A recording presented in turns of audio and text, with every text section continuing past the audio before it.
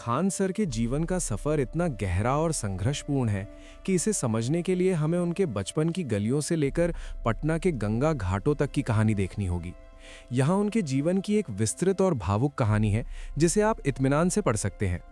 Khan sir का जन्म उत्तर प्रदेश के गोरखपुर में एक ऐसे परिवार में हुआ जहां अनुशासन ही सब कुछ था। पिता सेना में थे तो घर में देशभक्ति की बातें आम थीं। खान सर का बचपन किताबों से ज्यादा सेना की वर्दी के आकर्षण में बीता।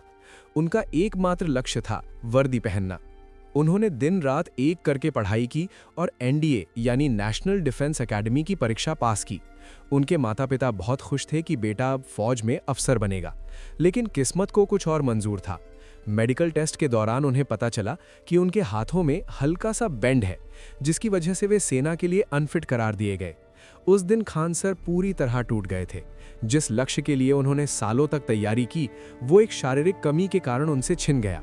वे कहते हैं कि उस समय उन्हें लगा कि उनकी दुनिया खत्म हो गई है। सेना का सपना टूटने के बाद वे बिहार के पटना आए। यहाँ का सफर आसान नहीं था। एक समय ऐसा था जब उनके पास जेब में मात्र 40 रुपए बचे थे। उन्हें समझ नहीं आ रहा था कि वे इस शहर में कैसे सरवाइव करेंगे। उन्होंने घर से पैसे मांगना बंद कर दिया था क्योंकि वे अपने परिवार पर बोझ नहीं बनना चाहते थे। उन्होंने ट्यूशन पढ़ाना शुरू किया। शुरुआत में वे जहां पढ़ाते थे वहां केवल 2-3 छात्र थे, लेकिन उनके पढ़ाने का अंदाज इतना देसी और मज़ेदार था कि हफ्तों के अंदर ही वो संख्या 2 से 20 और फिर 20 से 200 हो गई। बच्चे उन्हें इतना पसंद करने लगे कि कोचिंग के मालिक भी हैरान रह गए। खान जीएस रिसर्च सेंटर का जन्म। जब उन्होंने अपना खुद का संस्थान खोला तो उनके पास इतने पैसे नहीं थे कि बड़ा हॉल किराए पर ले सकें। उन्होंने एक छोटे से कमरे से शुरुआत की। उनकी खासियत ये थी कि वे नक्शे और किस्सों के जरिए जटिल विषयों को समझाते थे। वे अक्सर कहते हैं, मैं पढ़ाता नहीं हूँ, मैं छात्र के दिमाग में उस टॉपिक को उतार देता हूँ।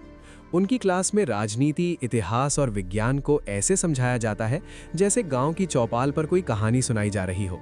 उनकी लोकप्रियता इतनी बढ़ी कि पटना के उनके हॉल में पैर रखने की जगह नहीं होती थी।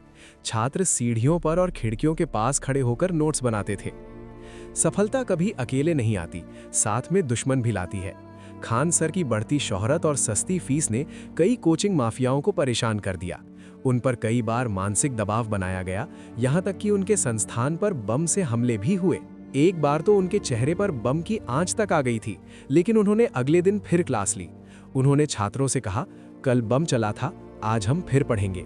यही वो जिद थी जिसने उन्हें छात्रों के नजरों में एक शिक्षक से बढ़कर एक नायक बना दिया। 2019-20 के आसपास खान सर ने YouTube का रुख किया। उनका वीडियो सस्ते इंटरनेट और आसान भाषा का एक ऐसा कॉकटेल बना कि पूरे भारत में फैल गया। चाहे कश्मीर का मुद्दा हो या इजराइल फिलिस्तीन का युद्ध, लोग खान सर का विश्लेषण देखने के लिए इंतजार करने लगे।